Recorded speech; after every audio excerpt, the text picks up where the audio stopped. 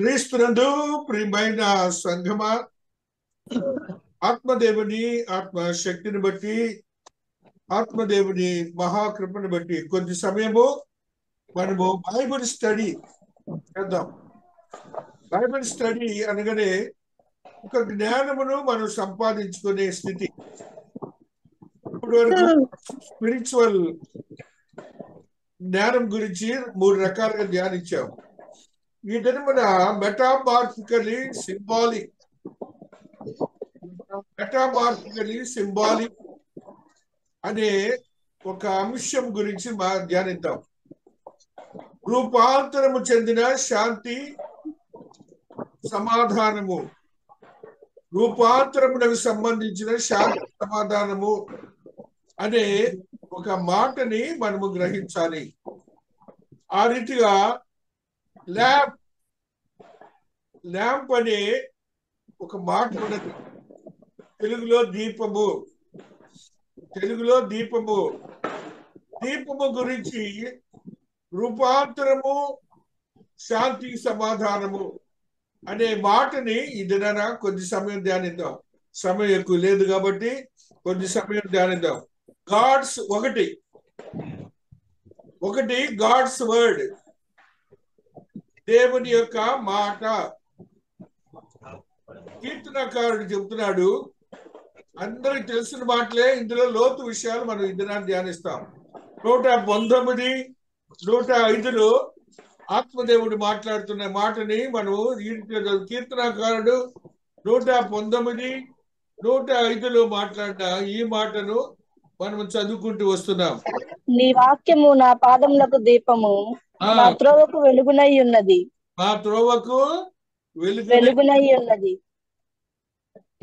దేవుని మాట మన పాదములకు దీపమట. నెక్స్ట్ ఏమన్నారా? నా త్రోవకు వెలుగు. అక్కడ పర్సానిఫికేషన్.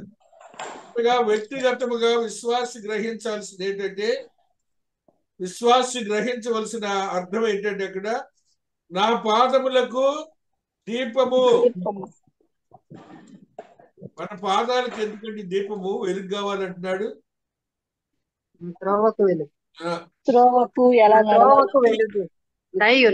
మన పాదాలకు దీపం ఎందుకండి? మన నడకలు, మన నడతలు ప్రతిదీ కూడాను వాక్యానుసారమైనటువంటి వెలుగులోనే వెళ్ళాలి. దీపంలోనే సొంత జ్ఞానంతో ఏమి వద్దు అని చెప్తున్నాడు అనమాట. నా త్రోవకు వెలుగునై ఉన్నది. పాదములకేమో దీపమట, మార్గముకేమో వెలుగట. కాబట్టి ఇప్పుడు దేవుని వాక్యం ఎలాగుంటుందట? పాదాలకి దీపం లాగుంటుంది, త్రోవకి అనగా దానికి మార్గానికి వెలుగై ఉంటుంది. కాబట్టి దేవుని వాక్యాన్ని మనం ఎంతమంది బైహార్ట్ చేసుకుంటున్నాం? దేవుని వాక్యాన్ని ఎంతమంది మన యొక్క మనస్సుల్లో స్థిరపరచుకుంటున్నాం? దేవుడి దినాన మనందరినీ ప్రశ్నిస్తున్నారు. మనము ఆ రీతిగా మన జీవితాన్ని, ఏదైనా ఒక సమస్య వచ్చిందండి, ఒక ట్రాజడీకి సమస్య వచ్చింది మనకి, మనం దేవుణ్ణి అడగాల? దేవుని యొక్క మాట ప్రకారమే పోవాలి, కానీ మన సొంత బాడీలో పోకూడదు. వివాహమే వచ్చింది, వివాహమే వస్తే దేవుని అడగాలి, దేవుని యొక్క మాట ప్రకారమే పోవాలి, కానీ మన సొంత బాడీతో ఉండకూడదని దేవుడి దినాన సింబాలిక్ గా చెబుతున్నాడు. రూపాంతరము. ఆ దీపం అనేది ఎలాంటిదంటే వెలుగిస్తుంది, మార్గాన్ని చూపిస్తుంది. కాబట్టి పరిశుద్ధ వాక్యం ఎలాంటిదంటే నీకు వెలుగును చూపిస్తుంది, వాక్యము నీకు త్రోవను చూపిస్తుందని నువ్వు గుర్తించాలి. నువ్వు ఎంత విశ్వాసమైనా కూడా దీన్ని గమనించాలని ఆత్మదేవుడు మాట్లాడుతూ ఉన్నాడు. మరి యొక్క మాటని మనం చదువుకుంటూ వస్తున్నాం. గాడ్స్ గైడెన్స్, దేవుని యొక్క పాఠశారి తత్వము. గైడ్ గా ఉంటాడు దేవుడు. మనకి వాక్యము దీపమై ఉంటే మాత్రమే కాకుండా ఆయన ఒక పాఠశాలిగా ఉంటారు. కొత్త కొత్త విషయాలను నేర్పిస్తారు. సమూయేలు గ్రంథము 22వ అధ్యాయము 29వ వచనాన్ని చదువుకుంటూ వస్తున్నాం. 2 సమూయేలు 22:29 చదువుతున్నాం.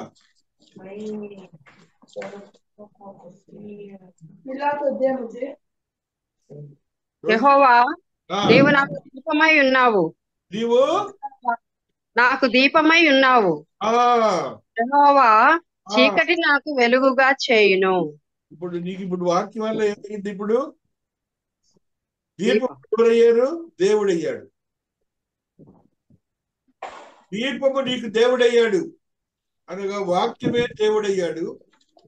ఆ వాక్యం ఏం చెబుతున్నారా? యెహోవా, నీవు నాకు దీపమై ఉన్నావు. దీపమై ఉన్నావు. నెక్స్ట్ ఏమన్నారు? యెహోవా, చీకటిని నాకు వెలుగుగా చేయును. అంతే, బస్. ఆ చీకటిని ఆయన వెలుగుగా చేసే దేవుడిగా ఉంటున్నారు. కాబట్టి మన పరిశుద్ధ గ్రంథాన్ని ఎప్పుడు మనం దాని చేతిలో జేబుల్లో ఉంచుకోవాలి. ఆ వాక్యానుసారం పోవాలి. ఆ వెలుగుగా దీపంగా దేవుడై ఉంటున్నాడు. కీర్తనకారుడు కూడా ఒక మాటను చెబుతున్నాడు. 18:28 కీర్తనకారుడు ఒక మాటను చెబుతున్నాడు. చూడండి, 18:28 ఈ సత్యము ఉన్నది. నా దీపము వెలిగించు వాడవు నీవే, నా దేవుడైన యెహోవా చీకటిని నాకు వెలుగుగా చేయును. మనకంటూ ఒక దీపము కావాలంటే ఎవరు వెలిగిస్తారు? ఆయన వెలిగించాల్సిందే.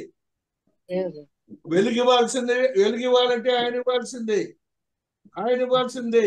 చీకటిని నాకు వెలుగుగా చేయును. ఆయన దీపమై నీకును నాకును వెలుగును ఇస్తారని గుర్తించాలి. అనగా దేవుడు వాక్యము ఇద్దరు సమస్థితిలో ప్రయాణం చేస్తుంటారు మన జీవితాల్లో. మనం అందరం గమనించాలి.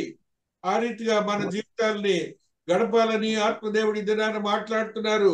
మరి ఒక సత్యం, గాడ్స్ సాల్వేషన్, దేవుని రక్షణ. యెషయా భక్తుడు 62వ అధ్యాయము 1వ వచనంలో ఒక సత్యాన్ని చెప్తున్నాడు. గాడ్స్ సాల్వేషన్, దేవుని యొక్క రక్షణ. సియోను నీతి సూర్యకాంతి వలె కనబడు వరకు, దాని రక్షణ దీపం వలె వెలుగుచుండు వరకు సియోను పక్షమందు నేను మౌనముగా ఉండును, యెరూషలేము పక్షమందు నేను ఊరకుండును. సియోను నీతి సూర్యకాంతి వలె కనబడి వరకు మన యొక్క రక్షణ ఉంది. చూశారు, నువ్వు రక్షించబడ్డా. ఇప్పుడు అందరూ బాప్టిజం తీసుకున్నారు కదా. మనము రక్షించబడిన వారందరం కూడా ఇలాగ ఉండాలంట. సియోను నీతి సూర్యకాంతి వలె కనబడి వరకు అనగా రేపు నువ్వు రక్షించబడి నిత్య జీవంలోనికి వెళ్ళినప్పుడు రేపు నువ్వు చూడబోయే కాంతి ఇలాగ ఉండాల. ఆ సూర్యకాంతి ఎవరు? యేసయ్యే రేపు వెలుగై ఉంటాడు. యేసయ్యే సూర్యకాంతి ఇలాగ ఉంటాడు, చంద్రకాంతి లాగా ఉంటాడు. చూడండి, దాని రక్షణ దీపం వలె వెలుగుచుండు వరకు. అంతే. రేపు ప్రకటనలో చెప్తారనమాట. ఆయనే వెలుగై ఉన్నాడు, ఆయనే దీపమై ఉన్నాడు, ఆయనే మహిమై ఉన్నాడు అని చెప్తారు అక్కడ. అలాగనే సియోను పక్షమందు నేను మౌనంగా ఉండను, యెరూషలేము పక్షమందు నేను ఊరకుండను. అప్పుడు అక్కడ నువ్వేం చేస్తావు? దేవాతి దేవుని నువ్వు అక్కడ రేపు 19వ అధ్యాయం ప్రకటనలో ఏమో రాస్తుంటాడు. అక్కడ ఏం చేస్తావు? దేవుని ప్రభువుని స్తుతించుతూ అనే మాటను మనం అక్కడ చూస్తాం. దేవాతి దేవుని సన్నిధిలో వెలుగుగా ఉన్నటువంటి క్రీస్తులు రేపు నీవు, ఇప్పుడేమో వాక్యంతో వెలుగుంది, దీపమైంది, రేపేమో ఆయన వెలుగులోనికి నువ్వు ఉండబోతున్నావు. అదే రీతిగా 4వది మ్యాన్స్ స్పిరిట్, మానవుని యొక్క ఆత్మ. ప్రొవెర్బ్స్ 20:27 చూడండి, ఎంత గొప్ప మాట. ఎప్పుడు మనం ధ్యానిస్తూనే ఉంటాం. సామెతలు 20:27 ఆయన దీపం మన ఆత్మని గురించి మాట్లాడతారు. చూడండి, సామెతలు 20:27 మ్యాన్స్ స్పిరిట్. నరుని ఆత్మ యెహోవా పెట్టిన దీపము, అది అంతరంగములన్నీ శోధించును. నీలో ఒక ఆత్మ ఉన్నది, ఆ ఆత్మ దేవుడు పెట్టింది, అది దీపమై ఉంటుంది. ఇప్పటి వరకు ఆయన వాక్యము మనకి దీపమై ఉంది. ఇప్పుడు ఆయన మనకు పెట్టిన, మన శరీరంలో పెట్టిన దీపమట నీ యొక్క పని పాటలు, నీ యొక్క మనస్తత్వము, నీ యొక్క మాటలు, నీ క్రియలు మొత్తం కూడా చివరి రెండో మాట ఏంట్రా, అంతరంగములన్నిటి శోధించును. అంతరంగములన్నీ కూడా దేవునికి తెలియజేస్తాడు. ఆ దీపమట తండ్రి అయిన దేవునికి, యేసయ్యకి అంతరంగంలో ఏది జరిగినా కూడా ఇమ్మీడియట్ గా దేవునికి ఇన్ఫర్మేషన్ వెళ్ళిపోతుంది. మీరందరూ అనుకుంటారు నా సంగతులు ఎవరికి తెలియదు, దేవుడికి తెలియదు, చుట్టుపక్కల తెలియదు, కానీ దేవునికి తెలుస్తాయి. ఆ దీపము మన అంతరంగములన్నీ శోధించి దేవునికి తెలియజేస్తుంది. ఆ దీపం ఇప్పుడు ఏమైంది? ఇప్పటి వరకేమో వాక్యంగా ఉంది, ఇప్పుడు ఏమైందంటే దేవునికి దీపం అయ్యింది. మన ఆత్మ దేవునికి దీపమైంది. ఇప్పుడు మరి ఒక మాట చెబుతా, ఆన్వర్డ్ ప్రాస్పరిటీ, ప్రోవర్బ్స్ 13:9. ప్రోవర్బ్స్ లో, సామెతలో 13:9 ఈ వాక్యాన్ని చదువుకుందాం. Onward prosperity. నీతిమంతుల వెలుగు తేజరిల్లును, భక్తిహీనుల దీపము ఆరిపోవును. నీతిమంతుల వెలుగు తేజరిల్లును, భక్తిహీనుల దీపము ఆరిపోవును. ఆరిపోవునంటే దీపం ఆరిపోయినప్పుడు ఏమవుతుంది? మనకి వెలుగు ఉండదు. వెలుగు ఉండినప్పుడు ఏమవుతుంది? లోకంలో నీతి తెలియదు. నీతి తెలియనప్పుడు ఏమవుతుంది? మనం మరణమును గురి కాబడతాం. మరణము గురి కాబట్టి ఏమవుతుంది? శాపగ్రస్తమైన జీవితాన్ని జీవిస్తాం. కాబట్టి మనం నీతిమంతులుగా ఉండాలి. మళ్ళీ చదువు ఆ వాక్యం 13:9. నీతిమంతుల వెలుగు తేజరిల్లును, భక్తిహీనుల దీపము ఆరిపోవును. నీతిమంతుడైన వాడు ఎవరైతే ఆ దీపం వెలుగులో ఉంటాడో రోజు కూడాను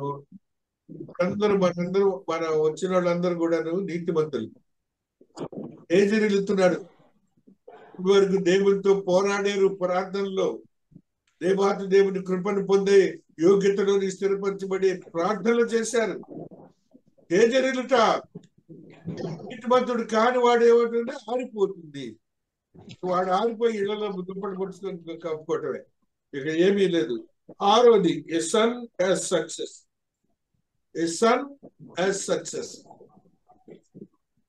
దేవాతి దేవుడు మన యొక్క బిడ్డల్ని ఒక దీపం లాగా చెప్తున్నాడు.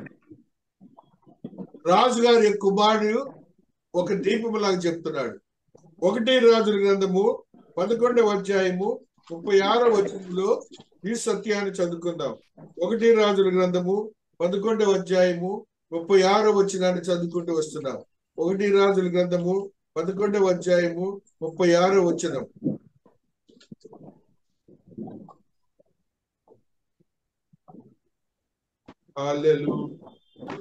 నామమును అక్కడ ఉంచుటకు నేను కోరుకున్న పట్టణమైన యెరూషలేములో ఆ ఎదుట ఒక దీపము నా సేవకుడైన దావీదునకు ఎల్లప్పుడూ ఉండునట్లు అతని కుమారునికి ఒక గోత్రము ఇచ్చెదను.